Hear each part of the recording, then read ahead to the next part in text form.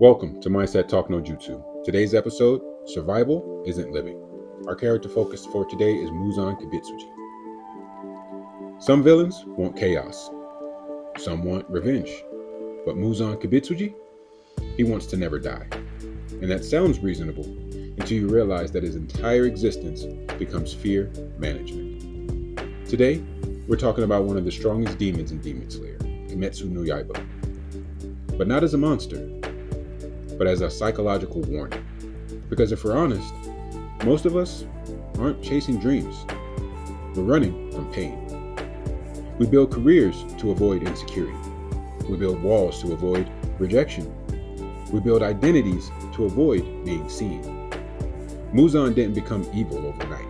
He became someone who valued survival more than humanity. And the uncomfortable question for today is, where in your life are you surviving instead of living?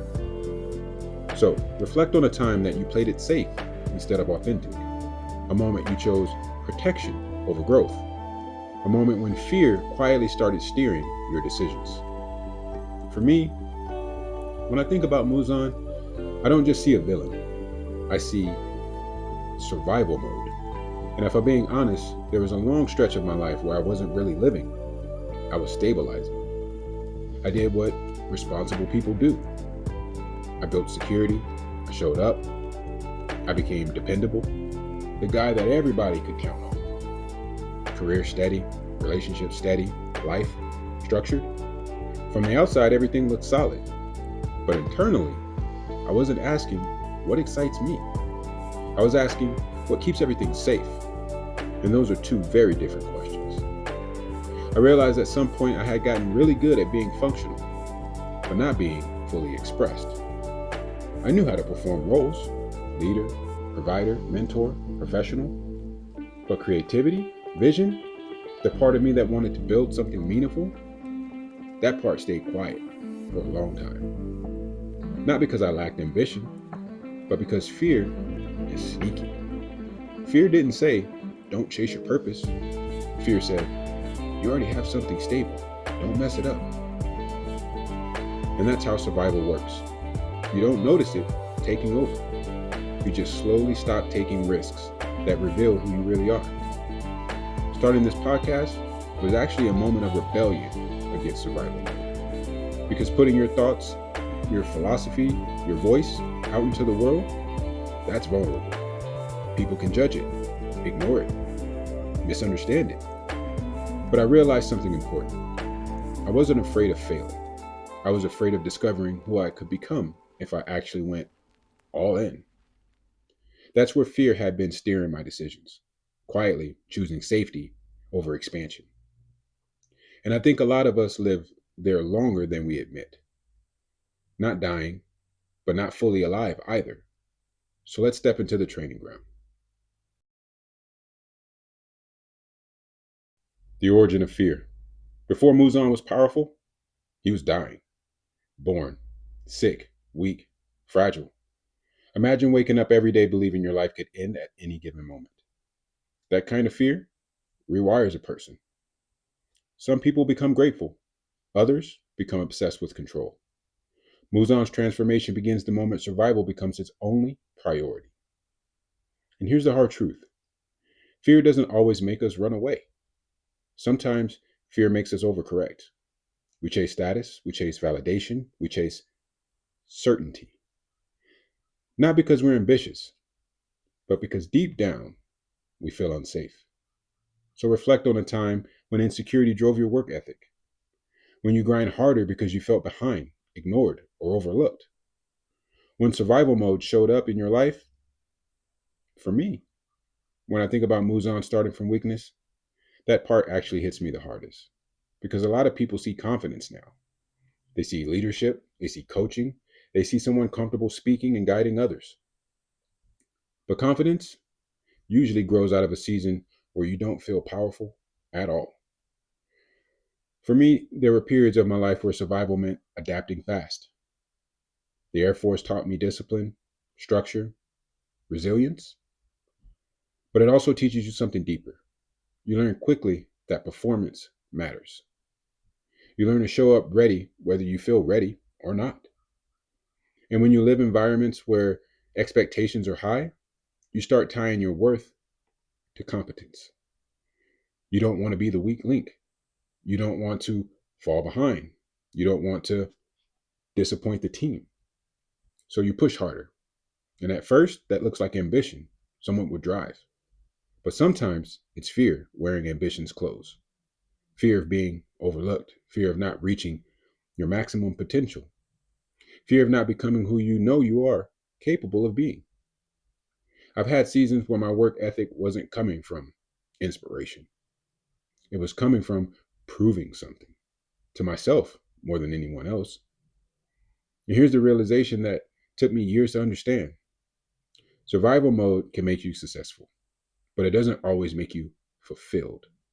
Because when everything you do is driven by, I have to, you slowly forget what it feels like to move from, I want to. That's the difference between Muzan and growth. Muzan escaped death, but never escaped fear. And I had to learn that real strength wasn't enduring pressure, it was learning how to live beyond it.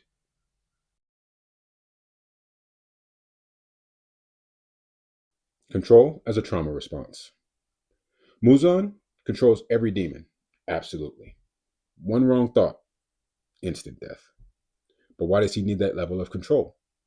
Because trust requires vulnerability, and vulnerability feels dangerous to someone who once felt powerless. Control becomes armor, but armor has a cost.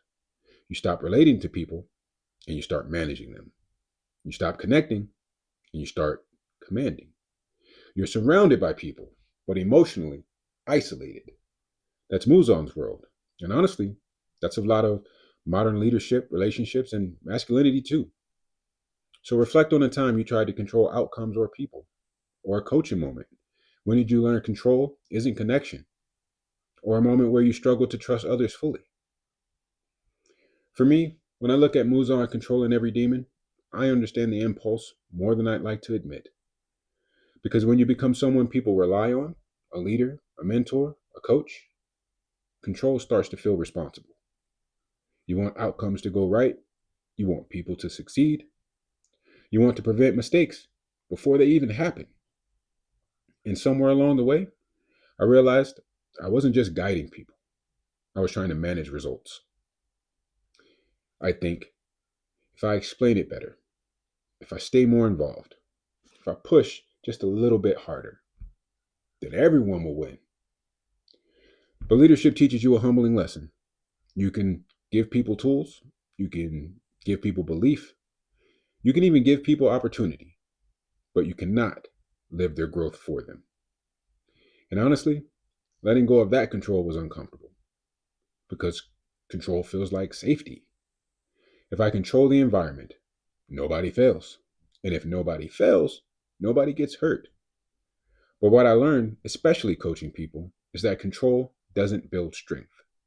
Experience does. Trust does. Space does. There was a moment where I had to shift from being the person who fixes everything to being the person who walks beside people while they're figuring it out themselves. That changed how I led. That changed how I relate to people. And honestly, that changed how I relate to myself. Because sometimes control isn't confidence. Sometimes it's fear pretending to be responsibility. And Muzan, he never learns that lesson. He controls everyone and ends up completely alone.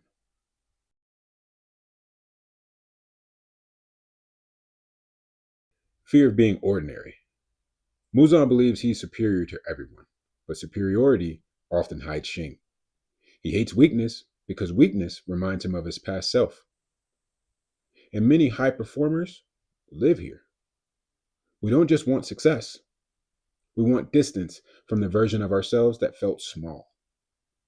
So we perform strength, we perform confidence, we perform certainty. But performance isn't healing.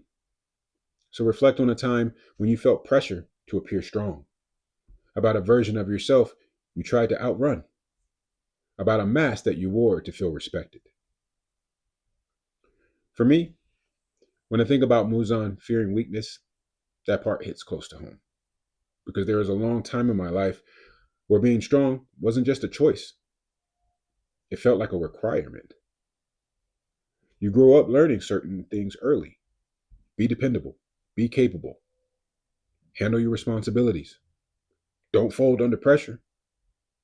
So, between the military life, leadership roles, relationships, and mentoring people, strength became part of my identity. And the interesting thing about identity is that once people see you as strong, you start believing that you're not allowed to struggle publicly. So you carry things quietly. You solve problems internally. You process emotions privately. You become the calm person everyone leans on. But here's the truth I had to face. Sometimes I wasn't being strong. I was performing strength. Because admitting uncertainty felt like losing authority. Admitting confusion felt like weakness. And I think a lot of men live here. We don't avoid emotion because we don't feel deeply. We avoid it because we think vulnerability will erase respect. At some point, I realized something important. The version of me trying to look unshakable was actually growing. He was protecting himself. Real strength showed up when I allowed myself to evolve publicly, to explore creatively, to start speaking openly, to build something like this podcast where I'm not just leading, I'm also revealing. Muzan rejects his past, his weakness. But growth happens when you stop running from who you used to be and you integrate it instead.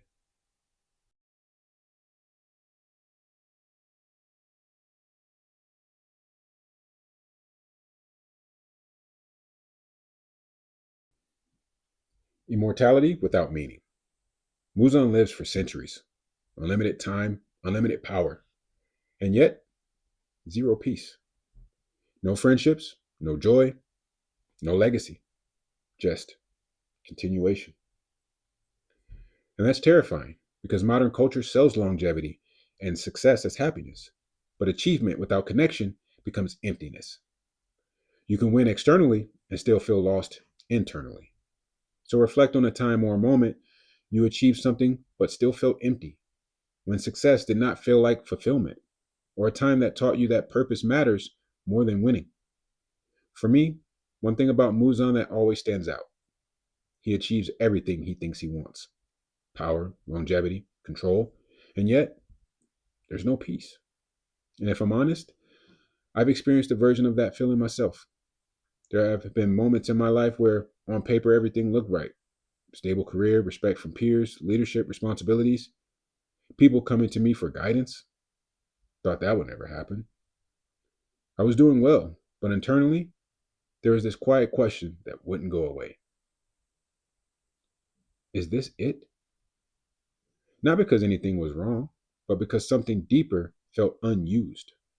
Like I had built competence, but hadn't fully expressed purpose yet. And that realization was uncomfortable because society teaches us that once you reach stability, you're supposed to feel complete. You're supposed to be able to relax. But growth oriented people don't just want stability, we want meaning. I realized success alone wasn't enough for me.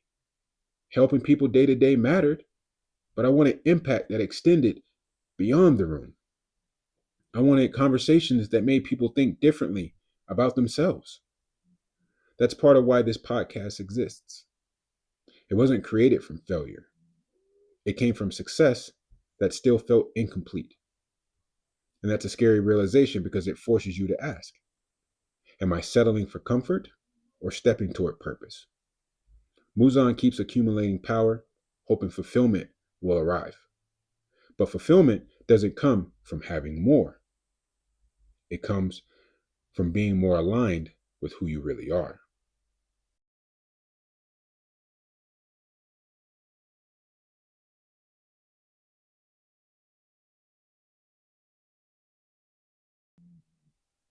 The obsession with the sun.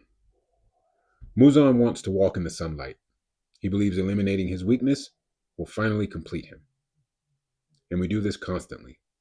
If I fix this flaw, then I'll be happy. If I heal completely, then I'll start living. But life doesn't begin after perfection. Life begins during imperfection. Growth happens exposed, not protected. So, question for you: what personal sunlight have you been chasing?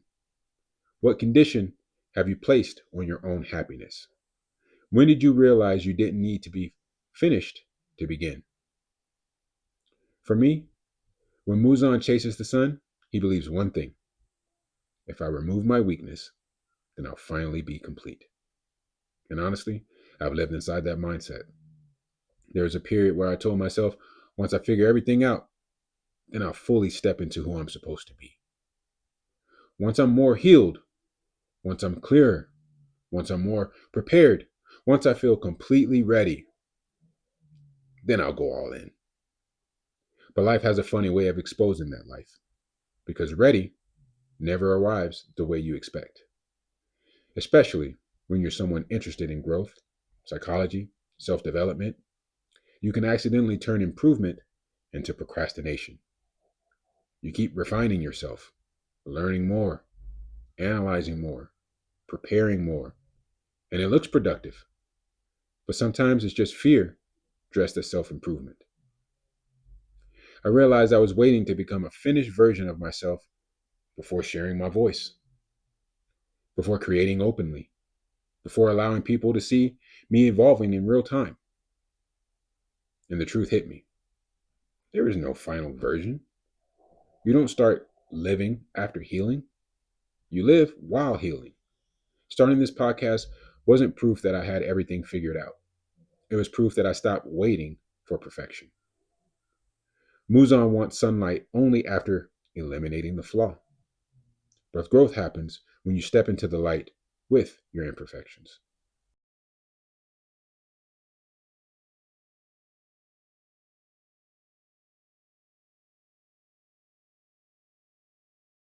Of never changing. Muzan never reflects, never apologizes, never evolves. Power freezes him emotionally. And this is the tragedy. Strength without self awareness becomes stagnation. Some people don't fail because they lack ability, they fail because their ego refuses to transform. Growth requires humility, and humility feels like dying to the ego. Think about a time that you had to admit you were wrong, or a lesson that forced personal growth, when humility actually made you stronger. For me, one of the biggest differences between Muzan and the people who actually grow is the humility. Muzan never reflects, he never questions himself, he never considers that he might be wrong. And if I'm being honest, there were moments in my life where my own growth required me to confront my ego too. When you're competent, when people respect your opinion, when you're used to being the one with the answers, it's easy to start identifying with being right, especially in leadership. People look to you for direction. That's what you do. You solve problems, you guide others, and slowly, without realizing it, your identity gets tied to certainty. But growth doesn't happen in certainty, it happens in discomfort. I remember realizing that some situations in my life weren't improving, not because I lacked effort, but because I needed to change how I was showing up. And that's a hard mirror to face. It's easier to think, they don't get it. They need to improve. They should go get better.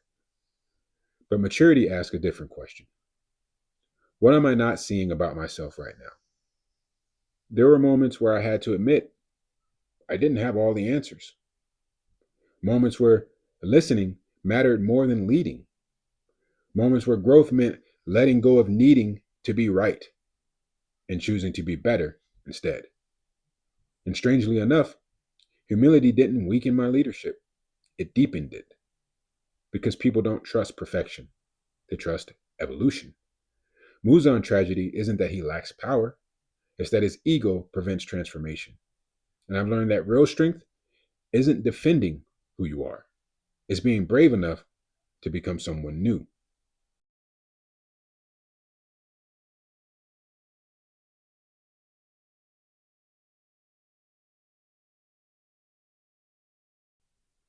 When I look at Muzan's story, something deeper starts to stand out. Japanese storytelling doesn't just give us villains to defeat. It gives us reflections of how people respond to life itself. Japanese stories often suggest that mortality is what gives life meaning. Heroes accept impermanence, villains try to escape it. And Muzan rejects endings completely.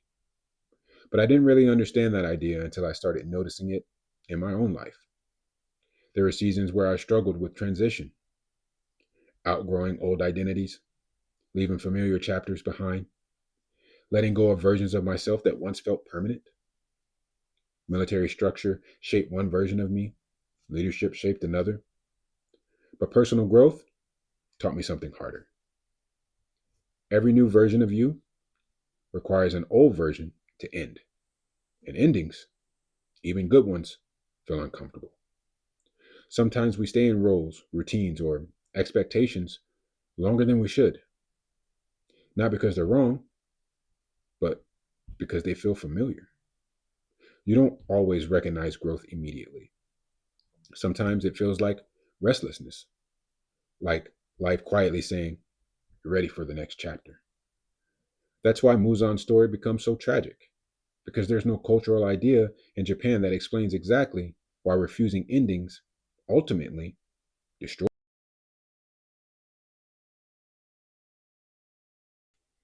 Shushakushin.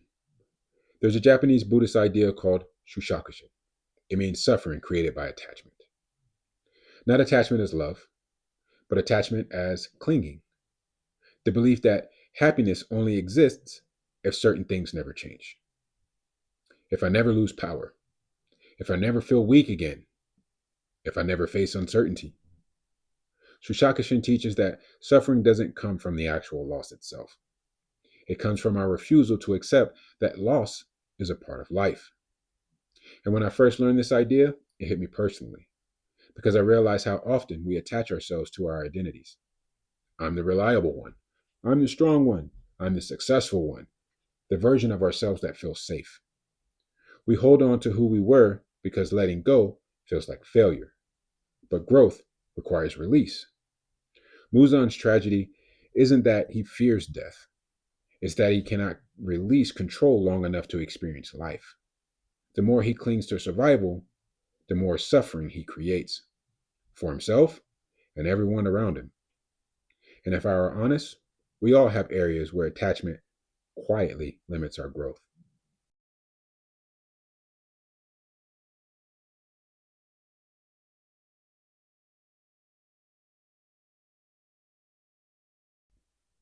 Consequence of Shushakushin.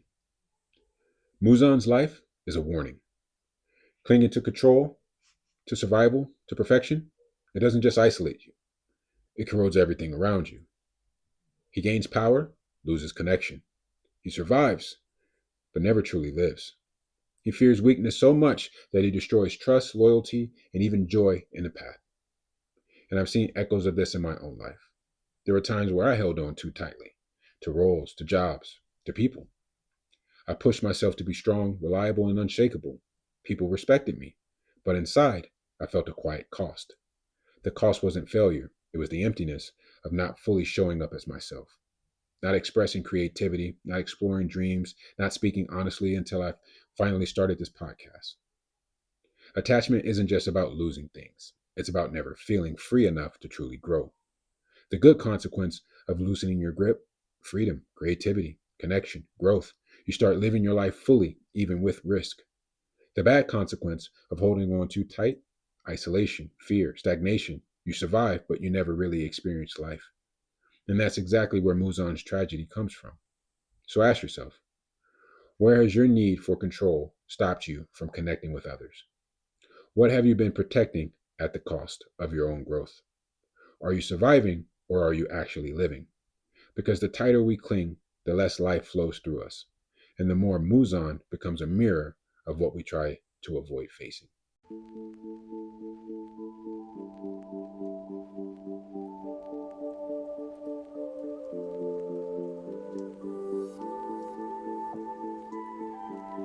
Talk No Jutsu Challenge. All right, this is where we train. Muzan clings, He survives, he fears weakness, and it destroys him. We've talked about attachment, control, survival, and the quiet cost of holding on too tight. Now it's your turn. This week, I want you to identify one area in your life where you are gripping too tightly. It could be a role you're outgrown, a fear you're hiding behind, an identity you're clinging to for comfort. Then take one small step toward that action to loosen your grip. Maybe it's letting someone else take the lead for once. Maybe it's admitting something honestly that you've been hiding. Maybe it's starting that project, speaking that truth, or trying something that scares you. Do it with intent, not with recklessness, not chaos, but purpose. Because here's the truth. Letting go isn't weakness, it's growth. The good consequence, you feel alive. You feel connected, deeper. You can create more freely. The bad consequence of ignoring it is the same as Muzan, surviving without truly living. So here's your Talk No Jutsu challenge. Identify your attachment. Take one conscious step to release it this week. Notice what opens up when you stop clinging so tightly. And when you do, promise, you'll see parts of yourself that have been waiting to emerge.